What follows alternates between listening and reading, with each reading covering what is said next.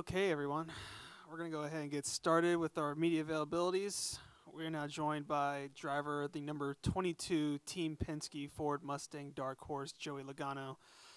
Joey, I'd say it was a pretty successful outing last time you came here. So what are you looking forward to as you come back and get ready for the Shriners Children's 500 weekend? Yeah, lots of good memories sitting down here. Yeah, cool to be back for sure. Even going out there earlier and seeing the wall with the sticker on it that says, we won this thing last time. There's a lot of special moments, but yeah, I've been saying it's in the past, right? You got to keep moving forward. I mean, it's still fun to reminisce a little bit, but you got to stay out the windshield. All right. Well, we'll open up to questions. If you have a question, please raise your hand. We'll get a microphone to you. So we'll go ahead and start with Bob over here up front.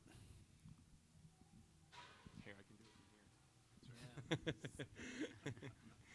Bob Hocker, Fox Sports. I have two. The first is they're going with the softer, you have the option of the softer tire. Are you a guy, since you won this race back in November on the primary, like, please don't change this at all?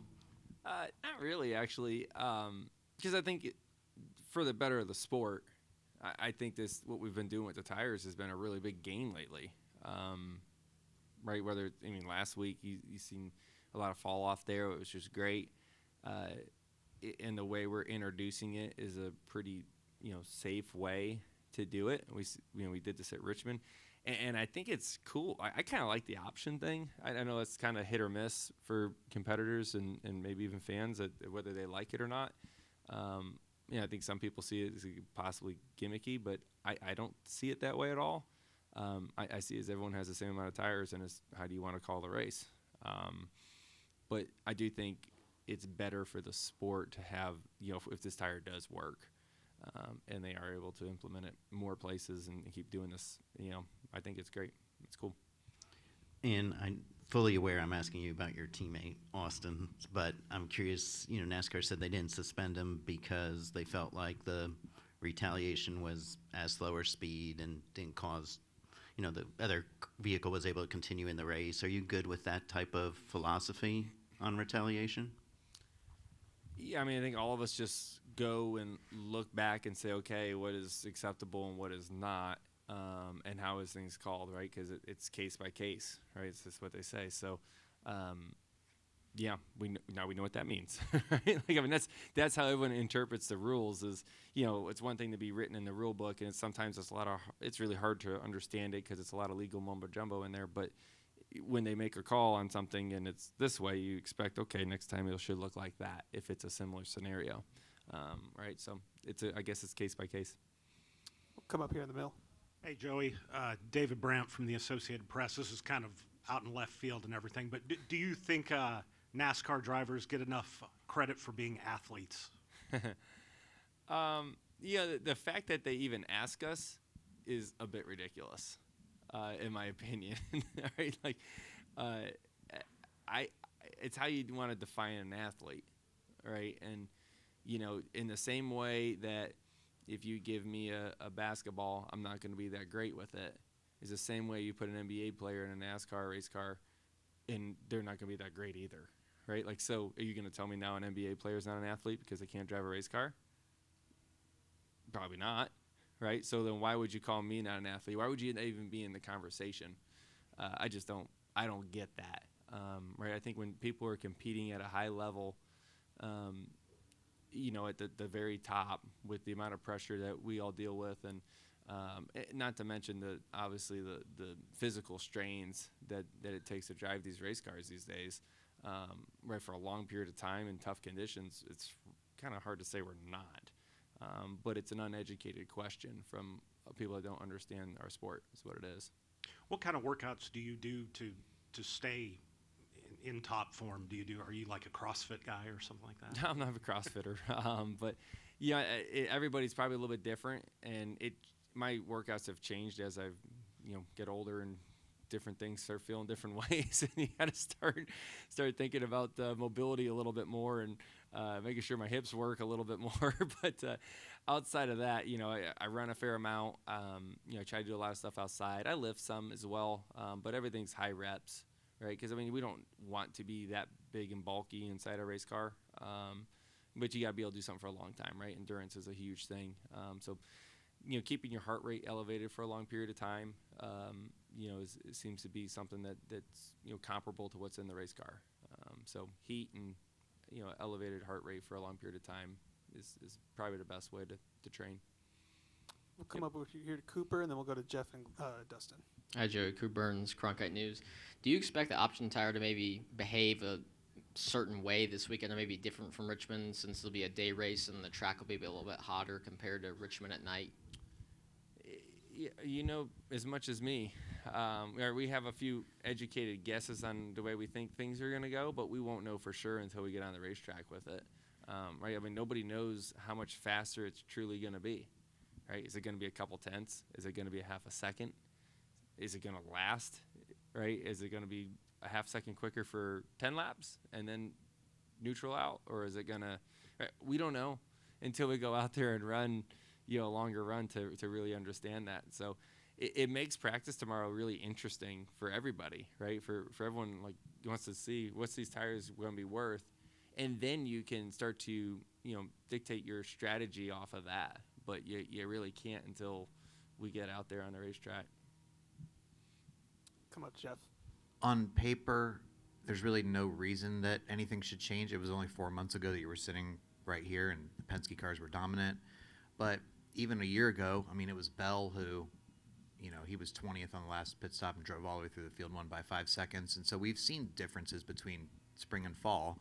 So what could make things let's say you guys aren't the top guys on Sunday or something. What are some factors here that could change things up? Obviously there's an option tire, but could teams have made that many gains in the simulator in the off season, or why would things be different? Yeah, there's always how racing is. There's a million different variables out there that are always floating around. What did teams do over the off season to find just overall gains, right? This just overall speed knob. Have they found that much? This will be a good measure to see. Did we work hard enough over the off season, or did everyone else, catch us? Right. This would be a good way of knowing that. You brought up the tire. That's going to be a unique thing. So everyone's going to have to overcome that and try to figure that challenge out. But yeah, with the with that, there's a lot of little things that can stack in. I wouldn't expect this one to be as much of a change as, a lot of times from Phoenix 1 to Phoenix 2 is a larger change, right? Because you've gone through so many more races in between, you learned more things and those type of stuff. But, there's just as equal of a chance that, if we raced here, last November and we came back the week later, the race would have looked different, right? Because everyone would have gone back and said, man, my car did this good, and this not so well. And they would try to fix the not so well part and probably be pretty damn competitive. So we got to kind of look at it the same way. That they all have the opportunity to go work on their stuff, and they're probably going to be better than they were last time, and we have to do the same. So I think it can be different. Yes, hopefully it's not. Go to Dustin now. Dustin Long, NBC Sports. When you switch from primaries to options and back to primaries, what's the impact on the driver? What do you have to do differently with each set of tires? What are you doing inside the car that we don't have a true concept or understanding of when you change tires like that? Yeah, there's a lot of strategy to it. For one, you wonder what the balance is going to be from one set to another, which is something we're planning on wanting to learn tomorrow in practice. But also knowing how hard you can push that tire before it falls off, or if it's going to fall off. How long do you got the goodie in it, and what's the penalty if you use it too soon? Right, you kind of got to know that. That's a pretty big strategy call from behind the wheel of how hard you're going to push this thing. And then obviously there's a lot of strategy on when you put them on. That's a given though, and that's kind of more of that's a crew chief and driver conversation together to figure out what that's the best timing is going to be. But from behind the wheel, you got to know what you can and can't do with this tire, and it's hard to talk about it right now because we don't know, right? It kind of makes it fun because we're gonna learn a lot tomorrow in a short amount of time, and we may have even more questions by the time we're done. But I think it's definitely going to change the game a lot, and you got to be ready to adjust what you need to depending on what that does to the balance of the car. After this weekend, how will you look at it in the sense of most of the weekend we run on a tire that for the most part probably isn't going to be run in November, and obviously because of the gap. But I mean, whenever this weekend's over, whoever wins this race is going to be crowned the favorite, because they won at Phoenix. But there's, most of the race will be run on a tire that probably won't be run in November. So how will you digest this weekend and not get distracted by what happened with this on these tires and on the primary tires and things like that?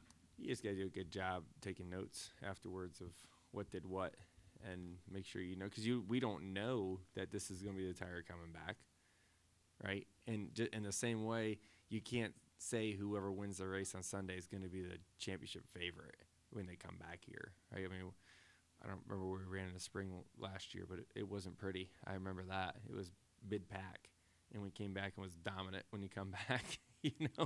that a year later, or a season later, obviously. So I don't know if it really means. I don't know if I'd call the winner here the dominant favor to win the whole thing, and it's just too many things that can change. It's just too much, kind of hard, So we'll just take the best notes we possibly can from everything. Cool. Cole Kusman, Arizona Republic. Joey, it sounds like you're a fan of the option tire being brought here, but do you feel as a competitor that anything was needed? Do you feel that it was needed for the racing here, or is it challenging enough racing at Phoenix? I think more tire fall-off's good, and I think it's good anywhere. Right? We've been asking. This is something that drivers have been asking for years, right? And this car was supposed to be the opportunity to be able to do that. And now, Goodyear's feeling comfortable on being more aggressive. The drivers are asking for it. That's one thing we talk about, right? Like if the drivers are asking for it and Goodyear goes and builds a tire and it wears out too quick, you better not be complaining about it because you're the one that asked for it, right? Like that's just the truth. And I think all the drivers are behind that. They're kind of like, hey, as long as it doesn't blow out and we smack the wall, we're not going to complain, right? Like, if it wears out too quickly, it's kind of what you asked for, right? You think of Bristol Spring last year, right? A little extreme, right? But kind of what we asked for. And I don't think many people were going to complain about that. And it was good. So this is a way to introduce that tire, a softer tire, right? Or a tire that has more wear and with a less risk of maybe having that Bristol Spring scenario, right? Where we can put it on and you can say, man, this added a fair amount and cool, right? I mean, look at last week. It was great. I don't know if that race looks as good if we have a different tire on there. We've proven that the tire is the biggest knob to good racing. I think we've proven that. And I think Goodyear understands that, and they've done a great job at producing a tire that has that. And think about how hard that is for a tire company to do that, right? Like, they want to build a tire to sell on the street. Like, their number one goal is to make money, right? Obviously, and you want tires on your street car to last forever. And we're asking for something completely different in a race car, and they're willing to do that for us. I respect that, right? Because that's kind of against what they would want to do, you would think. So for them to build this tire, I respect that. Give them a lot of kudos for that, and I think that's great for our sport. We'll go to Christian, then we'll come over here in the back, and then we'll wrap with Holly. What's up, Joey? Oh, there you are. Vegas next week. It's been pretty good to you over the years. When you and the 22 team get together and you were going into Vegas, what makes you guys so good? What's the favorite part for you going into that weekend? Yeah, I always say that's a racetrack where it just takes everything to be good. You got to have a fast car. You got to be able to take the bumps good. You got to have good horsepower. You got to have good fuel mileage. Right? You got to have the right strategy. And it is the Pennzoil 400. Right? I will be driving the Pennzoil car there. So you want to make sure you have a good run in there, a good showing. And I don't see why we wouldn't be good there. I'm looking forward to getting out there and seeing what we got. This might be a loaded question, considering you're just talking about the option tire. But is there anything else the drivers get together and they're like, what else do we want from a car standpoint that could be better? Well, listen, when you put a group of drivers in a room, you're going to get opinions. It just is what it is. And some of them align on things, and some are kind of vary in different ways. Not all the time is the full perspective there for anybody, right? That's why it's important for the owners, for the drivers, for NASCAR, for Goodyear, for sponsors, TV partners. Everyone, it's important for everyone to see everyone's perspective on what it is, because sometimes what's best for what we think on the racetrack may not be the best for one of the other parties. Or it's, oh, that's why we do that, and didn't really understand that's why we do that. The perspective is everything in life, and so for that reason, it's kind of hard to say exactly what those things are. But there's always some knobs on the race cars that people feel would make things better, but you have to be willing to almost start all over to do some of them, and I think that's asking a lot at this point with this car. Come up here in the back. Trey Downey, Motor Racing Network. Joey, we probably won't see it a ton this weekend, but over the next month, we're going to go to a couple tracks, Homestead, Darlington, where running the wall is typically the fastest way around those places. What does it take to run inches from the wall lap after lap, and who do you think is the best at running the wall in the Cup Series right now? Yeah, you should ask Kyle Larson. He's really, really, really good at it. Reddick's got really good at it. Blaney's decent at it too.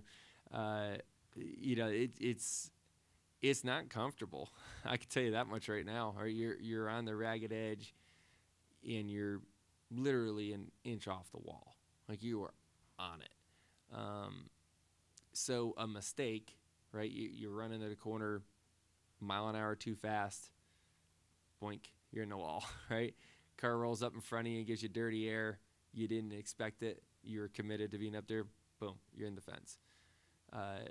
What's changed now, right? I mean, those guys weren't able to get away with it with the old car, because the old car, the steel body and the fenders would get knocked in. You give a fender rub, game over, right? You come in a pit, get a flat tire.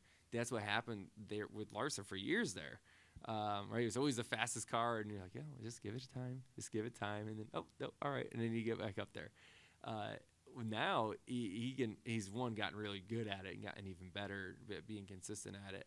But also, you can make a mistake now as long as it's small enough. You can just kind of smush it up against the wall every now and again, and life's okay, as long as you don't hit it that hard. And we've seen those guys be able to get away with that, and they've been pretty strong because of it.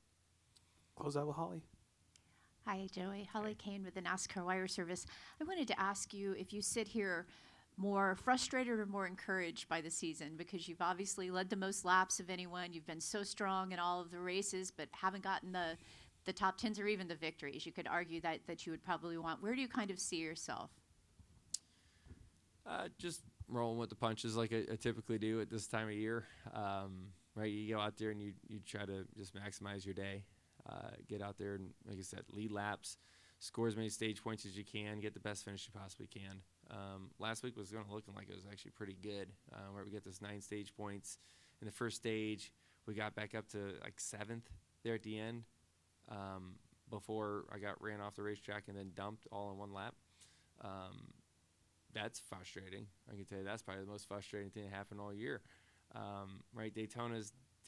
You kind of you come to expect it a little bit there, just because everyone's racing for the 500, and so that's that.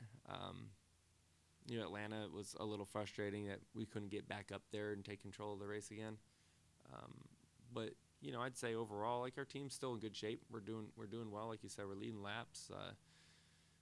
Thank God we scored some stage points, because the finishes haven't been there yet. But we're still early in the year. We haven't gotten to. It's the first normal racetrack we've gotten to so far. It's hard to call those other ones normal tracks. All right, Joey. Well, thank you for coming in today, and good luck this weekend. Absolutely. Thanks, guys.